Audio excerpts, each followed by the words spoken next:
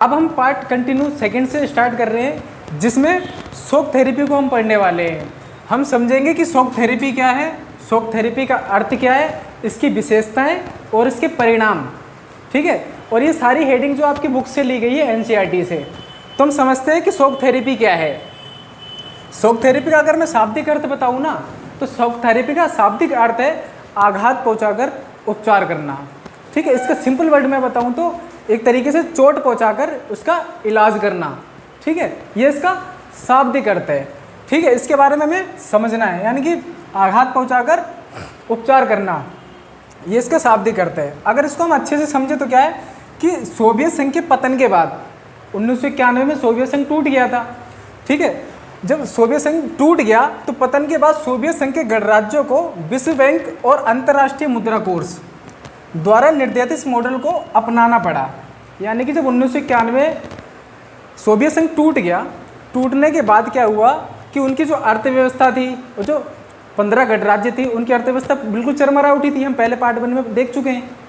तो उनके अर्थव्यवस्था को उठाने के लिए या उनको आर्थिक मदद देने के लिए उनको एक रास्ता सुझाया IMF इंटरनेशनल मॉनेटरी फंड या अंतर्राष्ट्रीय मुद्रा कोष ने, और दूसरा विश्व बैंक ने एक रास्ता सुझाया, इन्हें एक रास्ता दिखाया, जिसे क्या है शॉक थेरेपी कहा जाता है। अब इसको और अच्छे से समझते हैं। इसमें क्या है कि इसमें साम्यवाद को छोड़कर पूंजीवाद को अपनाना था। ठीक है, मैं यहाँ पे लिखना भूल गया, सॉरी, पूंजीवाद को अपनाना था। यानी कि इन्होंने एक रास्ता दिया कि तुम शॉक थेरेपी को अपनाओ, और शॉक थेरेपी के अंदर क्या था इसको और अच्छे से समझते हैं। जैसे ये जो 15 गणराज्य थे, ये किसको फॉलोवर्स थे, ये थे साम्यवाद के, साम्यवाद के। अब इन्हें क्या करना था, इनकी अर्थव्यवस्था टूट चुकी थी बहुत बुरी तरीके से, अर्थव्यवस्था चरमरा उठी थी। अब इन्हें IMF इंटरनेशनल मॉनेटरी फंड और वर्ल्ड बैंक ने एक रास्ता सुझाया, जिसके अंतर्गत इन्हें साम्यवाद को छोड़कर पूंजीवाद को अपनाना था, और इस अपनाने के प्रोसेस को शॉक थेरेपी कहा गया। ठीक है, ये पूंजीवाद, यानी कि इस साम्यवाद से पूंजीवाद की तरफ जाना, या साम्यवादी अर्थव्यवस्था को छोड़कर पूंजीवाद अर्थव्यवस्था को अपनाना ही शॉक थेरेपी कहा गया। इसमें कुछ एक्स्ट्रा पॉइंट मैं बता देता हूँ विश्व बैंक और अंतर्राष्ट्रीय मुद्रा कोष के बारे में, क्योंकि इसमें से एक आध नंबर का ना क्वेश्चन अक्सर पूछ लिया जाता है। तो इसे हम कहते हैं शॉर्ट में IMF। ठीक है, इसकी फुल फॉर्म है इंटरनेशनल मॉनेटरी फंड। ठीक है, अगर इसकी स्थापना की बात करें तो इसकी स्थापना होती है 1944 में। ठीक है, 1944 में इसकी स्थापना होती है, और इसका मुख्यालय अगर पूछे तो मुख्यालय है अमेरिका के वाशिंगटन DC।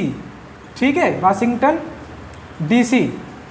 अगर क्लियर ना दिख रही हो तो आप मेरी आवाज़ को ज़रा ध्यान से सुने, जो मैं कह रहा हूँ उस बात को आप ज़रूर सुनते रहें, क्योंकि लिसनिंग से ही हम सारी चीज़ें अच्छे से समझ पाते हैं।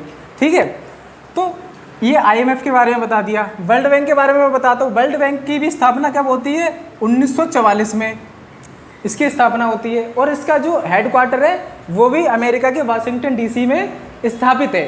तो ये दोनों चीज़ें एक साल में ही स्थापित होती है। इन दोनों का मुख्यालय भी क्या है, वाशिंगटन DC है। ये एक्स्ट्रा कुछ पॉइंट्स है, क्योंकि पेपर में 1 नंबर में एमसीक्यूज में आने की इसकी पूरी संभावना है। तो आशा करता हूँ ये चीज़ें समझ में आई होंगी। रोक दो पाजी। तो नेक्स्ट है, वो है शॉक थेरेपी की विशेषताएं। ठीक है, अभी हमने समझा कि शॉक थेरेपी है क्या, शॉक थेरेपी का अर्थ क्या है। अब हम समझेंगे शॉक थेरेपी की विशेषताएं। ठीक है, इसकी कैरेक्टरिस्टिक्स। ये भी कम से कम 6 नंबर का क्वेश्चन ही पूछा जाता है, और मोस्ट इम्पोर्टेंट क्वेश्चन है ये। ठीक है, ये कहीं ना कहीं बेहतर क्वेश्चन बन जाता है एग्जाम पॉइंट ऑफ व्यू से। ठीक है, तो इसे समझना बहुत आसान है, और बने रहें इस चैप्टर में, इस क्लास में बहुत अच्छी चीज़ें हम समझते हैं। और शॉक थेरेपी हम का अर्थ तो हमने समझ ही लिया, अब इसकी विशेषताएं समझते हैं। विशेषताएं क्या है, विशेषताओं अगर हम बात करें तो इसमें एक तरीके से जो भी पूंजीवाद में फॉलो होता है, पूंजीवाद अर्थव्यवस्था के अंतर्गत जो भी चीज़ें होंगी वही शॉक थेरेपी की विशेषता बन जाएगी। वो कैसे कि विशेष अभी क्या कर रहे थे, साम्यवाद को छोड़कर पूंजीवाद में तो गए थे। अब पूंजीवाद में जाने के बाद जो चीज़ें हुई वही उन्हीं के बारे में लिखना है। तो यही चीज़ें तो हमें बतानी है। तो राज्य की संपदा, तो राज्य की संपदा का निजीकरण। अभी तक क्या हो रहा था, सामूहिक फॉर्म थे, यानी कि जो भी फॉर्म हुआ करते थे या जो उद्योग या कंपनी हुआ करती थी वो सरकारी हाथों में हुआ करती थी। सरकार अपने हिसाब से नियंत्रण रखती थी, अपने हिसाब से निर्णय लेती थी। लेकिन अब क्या होगा कि राज्य की संपदा जो थी वो निजी हाथों में यानी कि प्राइवेट हाथों में बेच दी गई। और अब जो है प्राइवेट जो पर्टिकुलर कोई एक बंदा जो इस फॉर्म का मालिक होगा, जिसने खरीदा होगा, वही अपनी नियंत्रण रखेगा उन संपदा पर या उस उद्योग वगैरह पे। ठीक है। सेकंड पॉइंट है मुक्त व्यापार व्यवस्था को अपनाना। अभी तक क्या था कि भाई ये व्यापार जो साम्यवादी अर्थव्यवस्था थी ये आपस में व्यापार कर रहे थे, ये पूंजीवाद की तरफ या पूंजीवादी देशों की तरफ ज़्यादा अपना व्यापार नहीं रखते थे। लेकिन अब क्या है, इन्हें मुक्त व्यापार को अपनाना पड़ेगा, मुक्त व्यापार व्यवस्था को अपनाना पड़ा। शॉक थेरेपी की विशेषताओं में पॉइंट आता है। ठीक है। अब नेक्स्ट है हमारा मुद्राओं की आपसी परिवर्तनीयता। आपसी परिवर्तनीयता क्या है कि भाई जो मुद्रा है, मुद्रा जैसे हमारे इंडिया में क्या रुपया, ठीक है, बांग्लादेश का टका, तो कहीं ना कहीं जो मुद्रा है, अब मुद्रा के रूप में क्या पूंजीवाद में क्या डॉलर तो चलता है। तो यानी कि अब जो इन्होंने पूंजीवादी अर्थव्यवस्था को इन देशों ने जो अपनाया था शॉक थेरेपी के तहत, उन देशों को क्या फॉलो करना पड़ेगा, जो इनकी मुद्रा यानी कि जो डॉलर है, डॉलर को ही फॉलो करना पड़ेगा। और जब व्यापार होगा तो व्यापार में कौन से डॉलर की जो करेंसी है वो डॉलर के रूप में ही चलानी पड़ेगी, क्योंकि वहाँ पे पूंजीवाद में क्या अधिकतर डॉलर ही फॉलो होता है। नेक्स्ट पॉइंट है पश्चिमी देशों से जुड़ाव। अब क्या था, इसका तो मेन पॉइंट तो यही था, साम्यवाद को मान कौन रहा था, जो पूर्वी खेमे के देश थे। पूर्वी खेमे में कौन थे, वो 15 गणराज्य यूएसएसआर के पार्टनर वाले। और जो पूंजीवाद को फॉलो कर रहे थे वो पश्चिमी के देश थे। अब यूएसएसआर तो ख़त्म हो गया, अब ये यूएसएसआर वाले जो थे, यूएसएसआर ये यहीं से तो आए थे यूएसए की तरफ। तो अब इनका जुड़ाव कैसे हो रहा है, इनका जुड़ाव हो रहा है भाई साम्यवाद से पूंजीवाद की तरफ, यानी पश्चिमी देशों से क्या हो रहा है, इनका जुड़ाव होने लग गया जो साम्यवाद को फॉलो करते थे। नेक्स्ट है पूंजीवाद के अलावा दूसरा विकल्प ही नहीं था। अब भाई देखो अर्थव्यवस्था इनकी टूट गई, तहस नहस हो गई, हमने माना, लेकिन क्या इनके पास कोई दूसरा ऑप्शन नहीं था। अगर ये पूंजीवाद को ना फॉलो करे, कोई और अपनी अर्थव्यवस्था बनाते या अपने ढंग से अपनी अर्थव्यवस्था को उठाने की कोशिश करते, लेकिन इनके पास कोई दूसरा ऑप्शन ही नहीं रखा। इनको थमा दी गई शॉक थेरेपी, किसके द्वारा, आईएमएफ और वर्ल्ड बैंक के द्वारा। ठीक है। और आईएमएफ और वर्ल्ड बैंक भी अमेरिका के वाशिंगटन डीसी में इनका मुख्यालय है, तो कहीं ना कहीं वो उसी को तो फॉलो करेंगे ना। देखो सारी चीज़ें जो इंटरलिंक हैं, तो इसलिए मैं सारी चीज़ों को ना लिंक करके बताना चाहता हूँ आपको बहुत अच्छे तरीके से। बस इस चीज़ों को समझते रहें, और कोई भी डाउट अगर आपको आता है तो भाई कमेंट सेक्शन खुला हुआ है, ये आपके लिए, ये ना कि हमारे लिए। आप अपने डाउट्स को तुरंत लिखें और बताएं। ठीक है। और ज़रूर मैं उस क्वेश्चन का आपके आंसर देने की पूरा का पूरा प्रयास करूँगा। ठीक है। नेक्स्ट पॉइंट है मिल्कियत का प्रमुख रूप निजी स्वामित्व। अब मिल्कियत का मतलब क्या है, मिल्कियत का मतलब होता है एक तरीके से सत्ता। अगर मैं इसका अर्थ निकालूँ तो सत्ता यानी कि अभी सत्ता किसकी है हमारी इंडिया में, हमारी बीजेपी की गवर्नमेंट की सत्ता है। ठीक है। नरेंद्र मोदी शासन कर रहे हैं, तो सत्ता किसकी है, मोदी साहब की। तो इसी तरीके से जो सत्ता थी वहाँ पे मिल्कियत का प्रमुख रूप निजी स्वामित्व था, यानी कि अब जो भी फैसले होने हैं वो निजी स्वामित्व के हिसाब से होने हैं, यानी कि जैसा जिसका फ़ायदा होगा वो उस हिसाब से फैसले लिए जाएंगे, उस तरीके का कारोबार होगा, उस तरीके से उद्योग होगा। और पूंजीवाद के अंदर एक चीज़ और समझो, पूंजीवाद के अंदर भाई इन्हें मतलब होता है फ़ायदे से। इन्हें इससे मतलब नहीं है कि जो हमारे द्वारा उत्पादित किया गया प्रोडक्ट है, जो हमारा उत्पाद है, उसको कोई गरीब बंदा खरीद पा रहा है या नहीं खरीद पा रहा है, इन्हें इस चीज़ से कोई मतलब नहीं है। इन्हें मतलब है सिर्फ और सिर्फ अपने फ़ायदे से। भाई इनकी कंपनी जो है वो जानी चाहिए अप, यहाँ से ऊपर चली जानी चाहिए। भाई साहब डाउन का कोई मतलब नहीं बनता इनके में। ठीक है। इन्हें चाहिए फ़ायदा। तो ये होता है पूंजीवादी अर्थव्यवस्था। और साम्यवाद में क्या था कि ये समाज कल्याण को अधिक मान लेते, मतलब अपने ऊपर रखते थे। तो अब पूंजीवाद तो, साम्यवाद तो खत्म हो गया, पूंजीवाद बचा है। तो पूंजीवाद में क्या मतलब फ़ायदे को ज़्यादा रख रहे हैं, और जो क्या है इसमें जो ज़्यादा डिसीजन लेगी वो गवर्नमेंट नहीं लेगी, सारी चीज़ें प्राइवेट हाथों में होंगी। तो ये चीज़ें समझ ली। अब इसके बाद हम डिस्कस करने वाले हैं शॉक थेरेपी की परिणाम। ठीक है। तो हम बात कर रहे थे शॉक थेरेपी के परिणाम, ठीक है। शॉक थेरेपी समझ ली हमने, शॉक थेरेपी की विशेषताएं पढ़ ली, और अब हम पढ़ने वाले हैं शॉक थेरेपी के परिणाम। परिणाम का मतलब ये होता है, जैसा मैंने आपको पहले भी समझाया कि जब आप एग्ज़ाम देते हैं, एग्ज़ाम देने के बाद आप किसका इंतजार करते हैं? परिणाम का। परिणाम यानी कि जो आपने लिखा है वो क्या, उसका अब जो आपने लिखे जो क्या नंबर प्राप्त होने वाले हैं, तो उसका परिणाम होगा ना कि जो हमने लिखा है उसका क्या परिणाम निकलने वाला है। इसी तरीके से शॉक थेरेपी, अब शॉक थेरेपी तो हो गई, ठीक है। अब शॉक थेरेपी के जो परिणाम, यानी कि शॉक थेरेपी के बाद हुआ क्या, अपना तो लिया इन्होंने शॉक थेरेपी को, अब शॉक थेरेपी को अपनाने के बाद क्या बदलाव आए, ये चीज़ हमें समझनी है। तो समझते हैं। शॉक थेरेपी के परिणाम में रूस की जो अर्थव्यवस्था थी वो तहस नहस हो गई, ठीक है। रूस की अर्थव्यवस्था 1991 में टूट गया, सोवियत संघ। अब जो रूस थे, रूस के साथ साथ जो बाकी 14 गणराज्य और थे, उनकी भी अर्थव्यवस्था तहस नहस हो गई, ठीक है। अब जो रूस की भी थी वो अर्थव्यवस्था कहीं ना कहीं, इनमें जो सबसे अधिक उत्तराधिकारी भी बना रूस, और भू क्षेत्र भी रूस के पास था, लेकिन फिर भी जो उसकी अर्थव्यवस्था थी वो पूरी तरीके से तहस नहस हो गई, यानी कि पूरी तरीके से डिस्ट्रॉय हो गई। ओके, नेक्स्ट हमारा सेकंड पॉइंट, रूस का जो औद्योगिक ढांचा था वो पूरी तरीके से चरमरा उठा, ठीक है। रूस के पास क्या जो औद्योगिक ढांचा था वो बहुत बेहतरीन था, यानी कि जो उद्योग और धंधे थे उनके पास वो बहुत बेहतरीन तरीके के थे रूस के पास, क्योंकि वहाँ पे पिन से लेकर कार तक बनाई जाती थी। पिन से लेकर कार का मतलब ये मुहावरे की तरह यूज किया गया है। मुहावरे का मतलब कि भाई छोटी सी चीज़ लेकर और बड़ी से बड़ी चीज़ें सारी की सारी वो अपने देश के अपने स्तर पर बनाते थे। वो बाहर से एक्सपोर्ट या नहीं करते थे, वो भेज तो निर्यात तो कर देते थे, लेकिन आयात नहीं किया करते थे। वो अपने देश के लेवल पे ही सारी चीज़ें बनाते थे, ठीक है। तो उनका औद्योगिक ढांचा बहुत बेहतरीन तरीके का था, लेकिन जो औद्योगिक ढांचा था वो शॉक थेरेपी के अंतर्गत क्या हुआ, वो चरमरा उठा, ठीक है। नेक्स्ट पॉइंट है थर्ड, जो है कि 90% उद्योगों को निजी हाथों में बेचा गया। जो यानी कि जो इनके उद्योग थे इतने बेहतरीन थे और बढ़िया बड़े बड़े उद्योग थे, उन उद्योगों को क्या करा गया, जो 90% की जो उद्योग थे वो निजी हाथों में बेच दिए गए। और बेचे किस प्रकार से गए, औने पौने दामों पर। ये भी एक मुहावरे की तरह यूज किया गया है, औने पौने दाम। औने पौने दाम से हमारा अभिप्राय ये है, इसको मैं समझा देता हूँ। जैसे किसी वस्तु की या किसी चीज़ की कीमत कितनी है, 100 रुपये, और कोई एक बाबला सा आदमी उसे 5 रुपये में बेच दे, ठीक है, तो इसे क्या कहेंगे, औना पौना। यानी कि एक कीमत इतनी बेहतरीन और इतनी बढ़िया कीमत है 100 रुपये, वो 95% पे भी बेच सकता था या 95 रुपये में बेच सकता था, लेकिन वो अचानक क्या करे कि वो 100 रुपये की चीज़ को 5 रुपये में बेच दे, तो इसे हम क्या कहेंगे, औना पौना दामों पर बेचना। तो जो उद्योग थे रूस के, वो औने पौने दामों पर बेच दिए गए, ठीक है।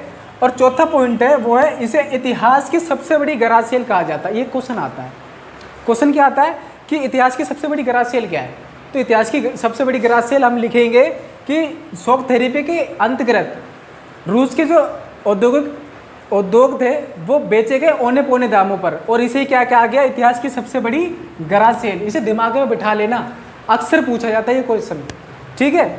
नेक्स्ट है, खाद्यान्न का आयात करना पड़ा, यानी कि जो अर्थव्यवस्था जो अपने देश के स्तर पर इतनी बेहतरीन तरीके से चल रहा था, यहाँ तक कि आयात तो नहीं कर रहा था, ये निर्यात कर रहा था। दूसरे देशों को खाद्यान्न की पूर्ति करते थे और कमाते थे, मुनाफा कमाते थे। लेकिन अब एक स्थिति ऐसी आ गई मेरे भाई कि अब इन्हें खुद खरीदना पड़ रहा है दूसरे देशों से, यानी कि दूसरे देशों में भी क्या करना, इन्हें अपने खाने की चीज़ों को लाना पड़ रहा है, बेसिक नीड्स की चीज़ों को खरीदना पड़ रहा है, ठीक है। अब जो सरकारी रियायतें समाप्त कर दी गई। सरकारी रियायतें क्या करते थे, लोगों को सब्सिडी देते थे, क्योंकि समाज कल्याण था इनके देश में। साम्यवादी अर्थव्यवस्था में तो समाज कल्याण ही है नंबर 1 पे, उसी को तो इम्पोर्टेंस देते हैं। अब क्या था, लेकिन जो शॉक थेरेपी के परिणाम, यानी शॉक थेरेपी के बाद क्या हुआ, जो रियायतें थी यानी कि जो सब्सिडी थी वो इन्होंने बंद कर दी। सब्सिडी को एक बार मैं और थोड़ा खोल के समझा देता हूँ, अच्छे से समझ में आएगा। वो क्या है, जैसे हमारे यहाँ आपने सुना होगा राशन कार्ड बनवाते हैं। राशन कार्ड में क्या होता है कि राशन की दुकानें होती हैं, सरकारी दुकानें होती हैं, उसमें जिसका राशन कार्ड बना होता है वो जाता है, और जो चीनी 42 या 43 रुपये किलो जो मार्केट में बिक रही है वो सरकारी दुकान पर उसे 4 से 5 रुपये किलो में मिल जाती है। तो वो क्या है, गवर्नमेंट हमें सब्सिडी दे रही है, यानी कि रियायत दे रही है। तो रियायत दे रही है ना, तो ये जो रियायत थी जो ये रूस में भी दी जाती थी, यानी USSR में भी दी जाती थी। लेकिन अब वो रियायतें बंद कर दी क्योंकि उनकी अर्थव्यवस्था भी तहस नहस हो गई थी। अब गवर्नमेंट के खजाने में खुद खजाना ना हो तो वो कैसे रियायत दे सकता है, ये समझने वाली बात है। ठीक है, नेक्स्ट है समाज कल्याण नष्ट हो गया। यार इनका मेन मोटिव ही क्या था, समाज कल्याण, और समाज कल्याण ही पूरी तरीके से क्या हो गया, नष्ट हो गया, डिस्ट्रॉय हो गया, पूरी तरीके से खत्म हो गया। नेक्स्ट है रूस की मुद्रा में गिरावट आई, यानी कि जो रूस की मुद्रा थी, रूस की मुद्रा कौन सी थी, एक बार इसे भी याद रखना, रूस की मुद्रा थी रूबल। रूबल की जो वैल्यू थी होती है ना, जैसे हमारे 1 रुपये की वैल्यू क्या है डॉलर के हिसाब से 78 रुपये, तो इसी तरीके से क्या है कि जो रूबल की जो वैल्यू थी डॉलर के मुकाबले, वो क्या था कि अब रूबल की वैल्यू घटती जा रही थी दिन ब दिन और बहुत नीचे गिरती जा रही थी रूबल की वैल्यू, रूस की मुद्रा। ठीक है, और नेक्स्ट और लास्ट पॉइंट है वो हमारा है अमीर और गरीब लोगों में तीखा विभाजन हो गया, यानी कि जो अमीर थे वो तो और ज़्यादा अमीर होते जा रहे थे और जो गरीब थे वो बेचारे और ज़्यादा गरीब होते जा रहे थे, क्योंकि जो अमीर थे उन्होंने तो उद्योगों को इतने सस्ते दामों को उद्योग बेचे गए, तो जो अमीर थे जिनके पास पैसा था उन्होंने खरीदा और भाई अपना विकास किया, अपना मुनाफा और डबल कर लिया। लेकिन जो गरीब था वो मेरे भाई वो खाने पीने की चीज़ें नहीं जुटा पा रहा था, उसकी तो ये समझिए कि अपने खाने पीने की चीज़ें ना जुटा पाने के चक्कर में भुखमरी जैसी स्थिति भी देखने को मिली हमें। और इसको देखने के बाद इसे हमें जब नेक्स्ट पॉइंट में समझेंगे तो वो आगे की चीज़ हम समझेंगे, इसके बारे में मैं बताऊंगा और डिटेल में। ठीक है, तो अभी तक के लिए हमने शॉक थेरेपी के परिणाम पढ़े हैं। ये क्वेश्चन पूछा जाता है, इन तीनों में से कोई एक क्वेश्चन आता है, एक शॉक थेरेपी का अर्थ पूछ लेता है 2 नंबर में, वो मैंने आपको समझा दिया है और खूब डिटेल में बताया है। ठीक है, और ये सारी चीज़ें मतलब और शॉक थेरेपी की विशेषताएं तो मैंने 6 पॉइंट बताए, वो 6 पॉइंट आपको याद होने चाहिए।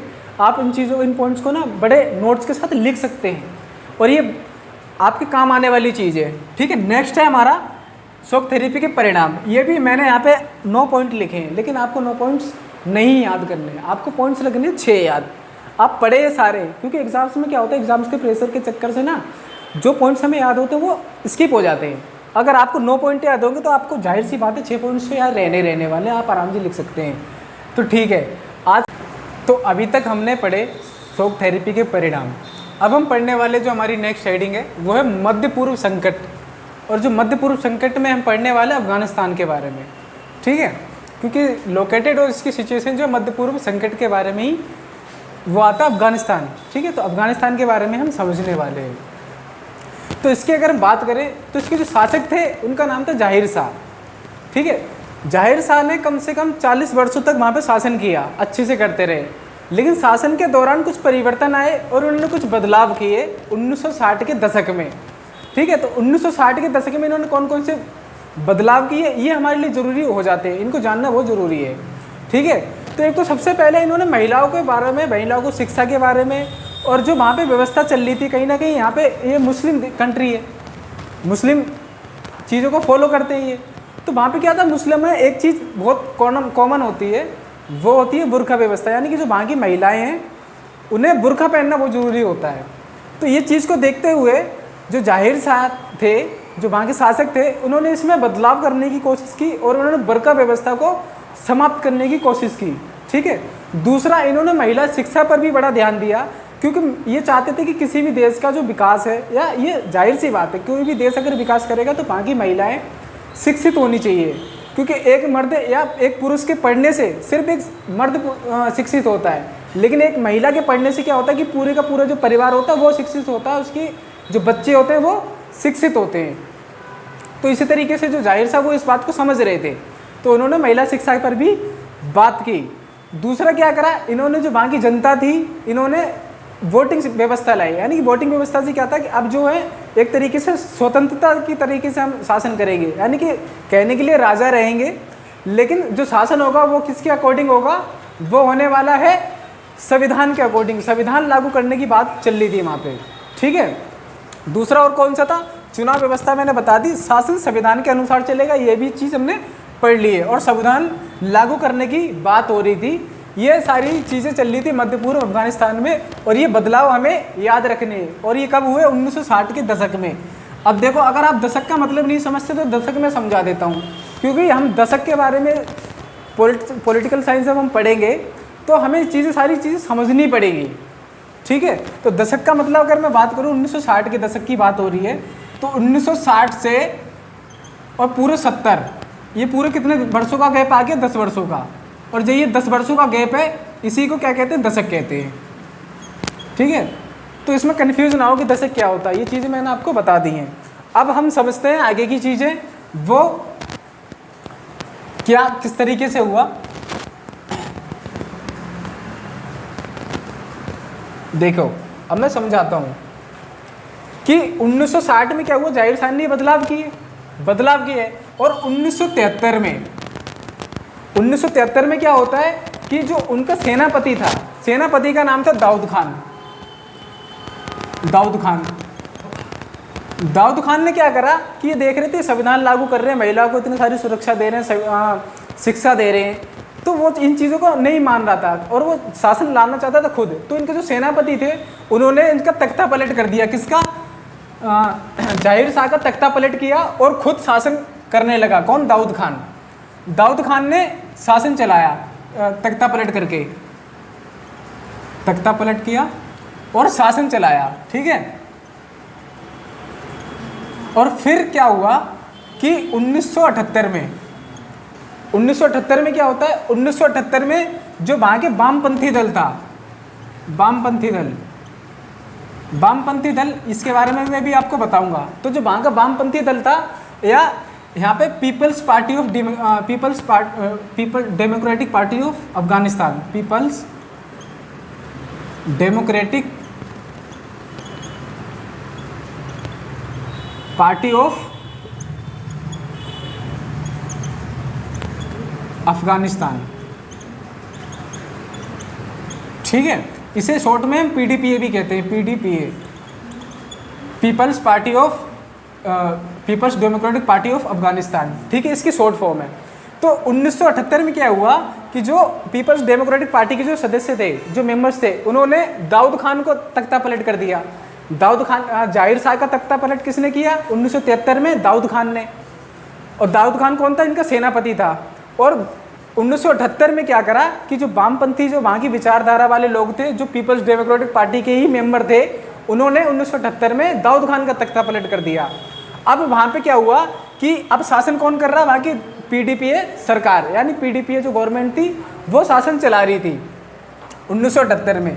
अब क्या हुआ कि इन्होंने कुछ बदलाव किए, इन्होंने भी क्या करा, जो पीडीपी थी इसने भी कुछ बदलाव किए। इसने कौन से बदलाव किए, इसने भूमि सुधार की बात की, कुछ लोगों के अधिकार के बारे में बात की। इन्होंने बहुत सारे क्या करा कि परिवर्तन करने की कोशिश की, बदलाव लाने की कोशिश की।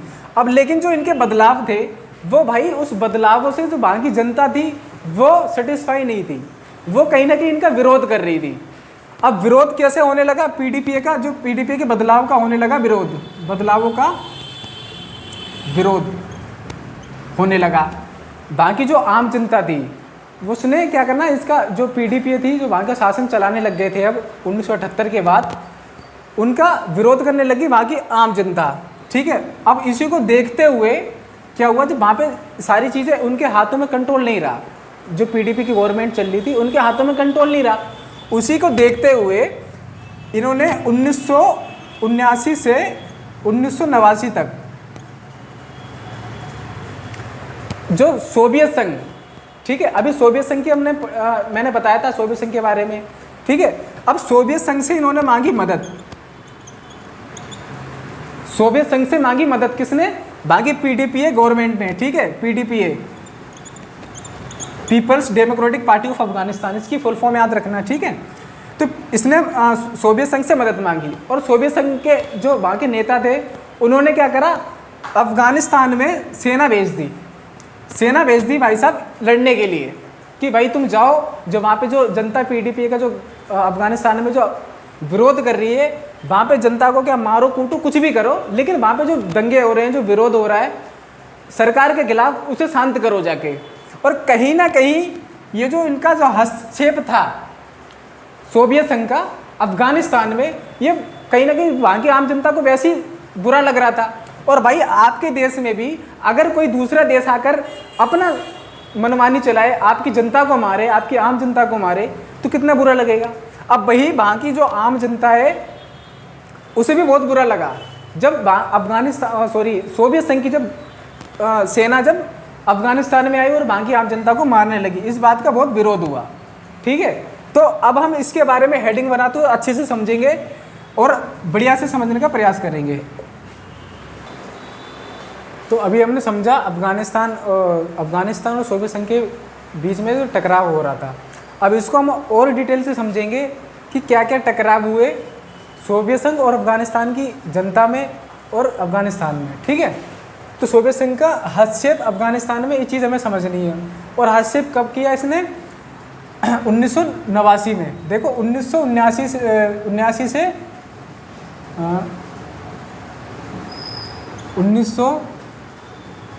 1979 से और 1989 तक करा इसने हस्तक्षेप किया अफगानिस्तान में, क्योंकि वहाँ की PDPA जो पार्टी थी, वहाँ की जो शासन चला रही थी अफगानिस्तान में, उसने मदद मांगी थी सोवियत संघ से और सोवियत संघ ने मदद दे भी दी।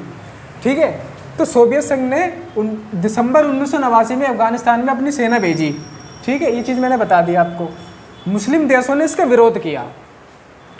मुस्लिम देशों ने इसका जो बाकी के जो देश बच रहे थे, मुस्लिम देश जितने भी थे, अरब कंट्रीज़ वगैरह, तो वहाँ पे जो क्या इसने सब मुस्लिम देशों ने इसका सब किया खूब खुलकर विरोध कि भाई एक बात बताओ, अफगानिस्तान क्या एक तरीके से मुस्लिम कंट्री है।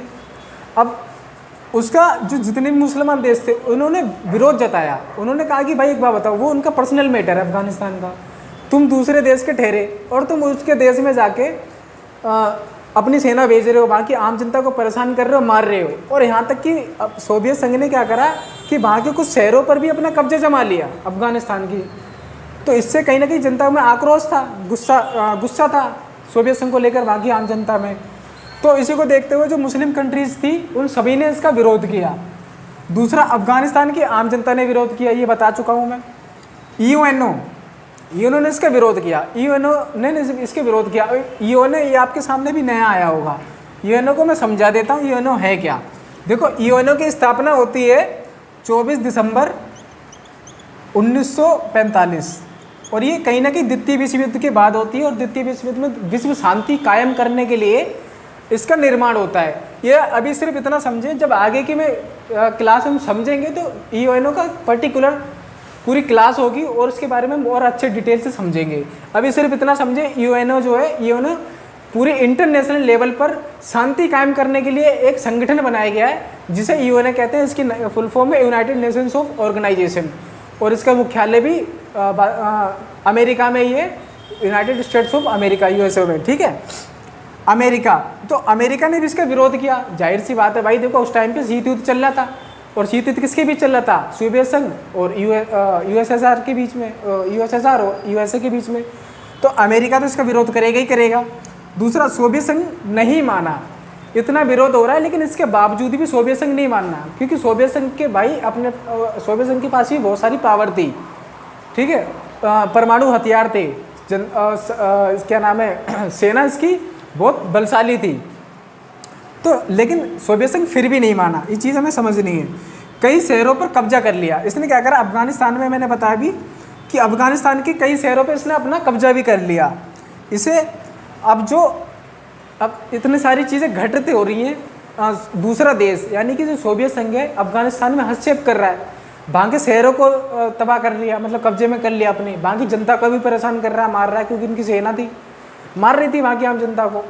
तो इसका विरोध करने के लिए कहीं ना कहीं एक दल खड़ा हुआ, एक लोगों का समूह बना और उसमें क्या हुआ, लोगों ने विरोध किया। जो इसका विरोध कर रहे थे उन्हें मुजाहिदीन कहा गया।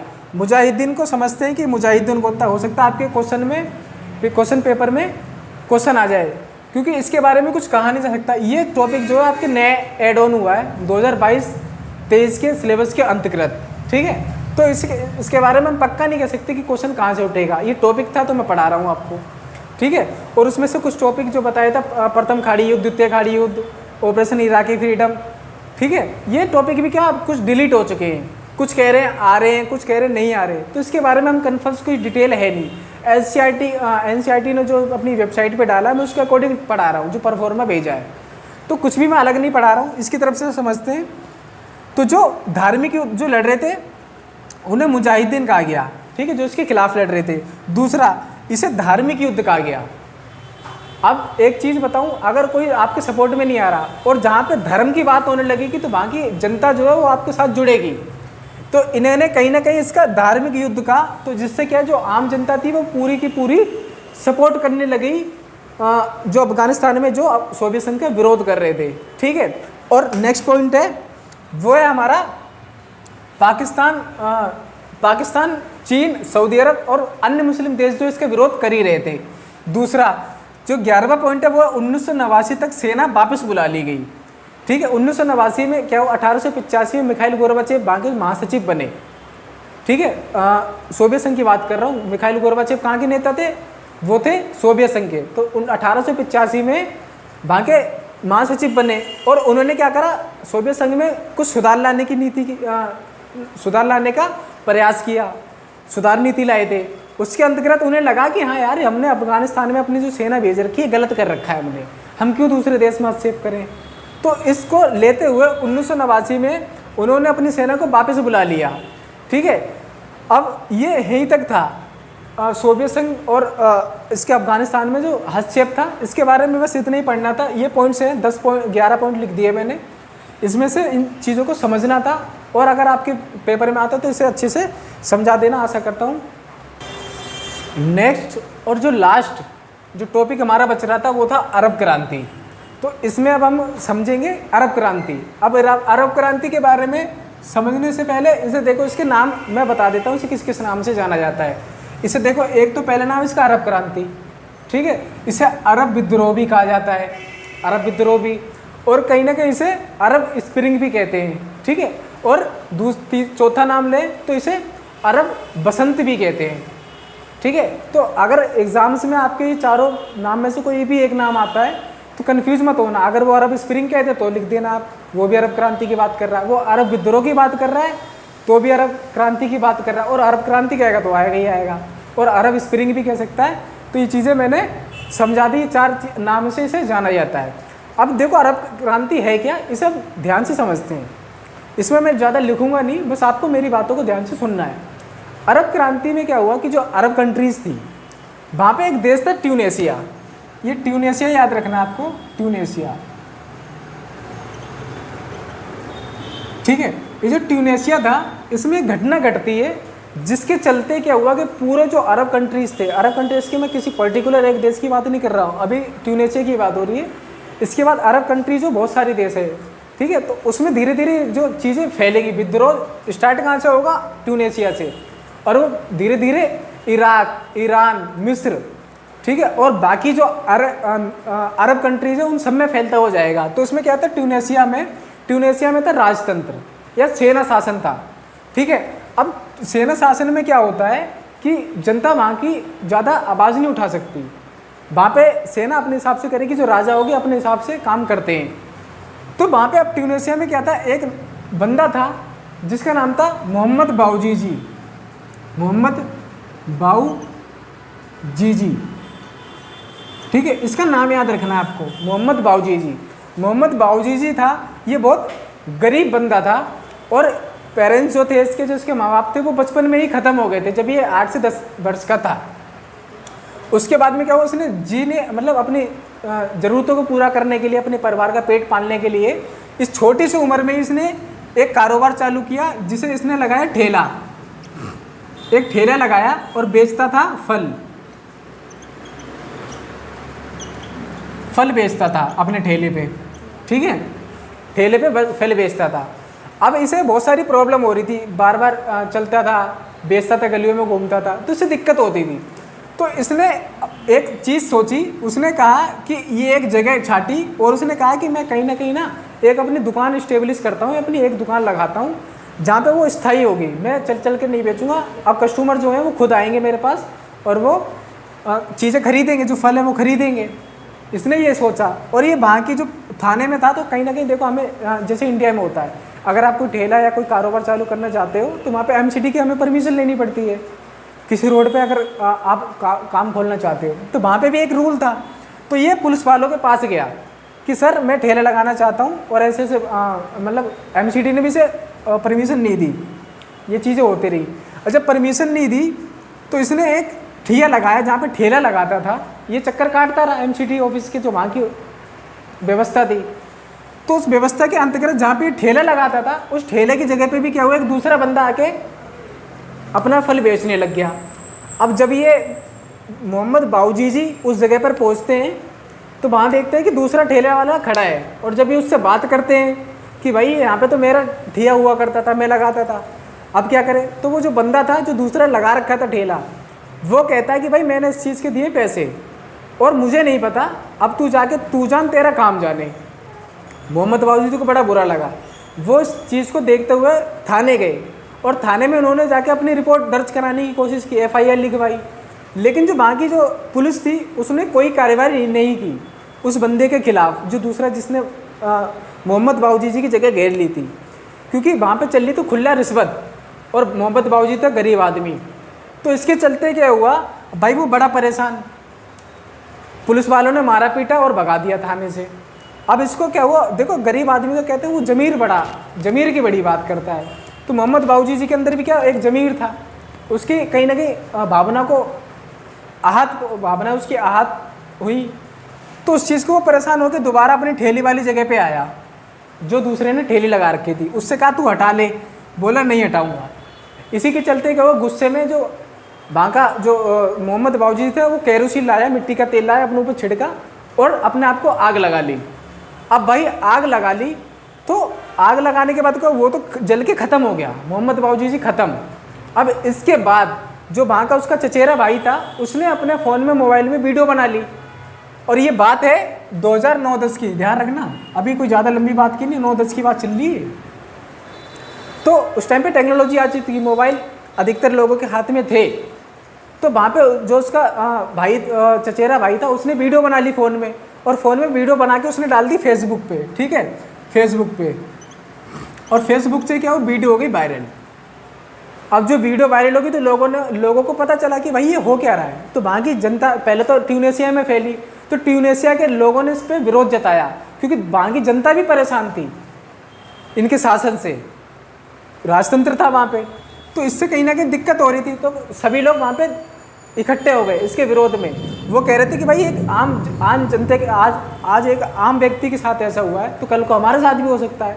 इसको लेकर क्या हुआ कि सारी जनता वहाँ पे आक्रोश में आ गई, भीड़ लग गई और उन्होंने इसका विरोध किया कि भाई अब हमें जो है राजतंत्र को छोड़कर स्वतंत्रता की मांग की। उन्होंने मतलब स्वतंत्र रहने की मांग रखी।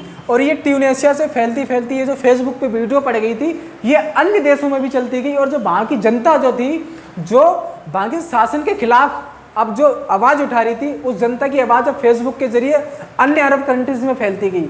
धीरे धीरे ये ईरान, सीरिया, लीबिया, इराक, मिस्र, ये अन्य देशों में भी फैलती गई और वहाँ पे भी क्या स्वतंत्रता की मांग उठने लगी, ठीक है। और ये उठते उठते क्या हुआ, 2009-10 में ये बहुत बुरी तरीके से बहुत तेज़ी से फैली ये स्वतंत्रता की मांग, और इसी को क्या कहते हैं, अरब क्रांति कहते हैं। तो आज के टॉपिक हमने सारे कवर कर लिए और यहीं से आपका जो चैप्टर था फर्स्ट दुर्गताकांत वो फिनिश हो गया है। तो ये अरब क्रांति हमारी फिनिश और चैप्टर भी हमारा हो गया फिनिश। तो आशा करता हूँ ये वीडियो और ये क्लास आपको पसंद आई होगी, और अगर पसंद आई हो तो वीडियो को लाइक करें, शेयर करें, चैनल को सब्सक्राइब करना बिल्कुल भी ना भूलें, और कमेंट डालते रहें। अगर आपको कोई डाउट होता है, कोई प्रॉब्लम आती है, तो वीडियो को आप रिपीट करके देख सकते हैं, दोबारा देख सकते हैं, क्योंकि चीज़ें एक बार में हो सकता है नहीं समझ में आए, क्योंकि नई सिलेबस ऐड हुआ है आपके 12th क्लास में। तो कहीं ना कहीं देखो कन्फर्मेशन नहीं कह सकते कि इसमें से क्वेश्चन आएगा या नहीं आएगा, लेकिन भाई चैप्टर था तो मैंने पढ़ाया और अच्छे से पढ़ाने की कोशिश की है, ठीक है। तो ये आज के लिए बस इतना ही, मिलते हैं नेक्स्ट वीडियो में। तब तक के लिए जय हिंद, जय भारत।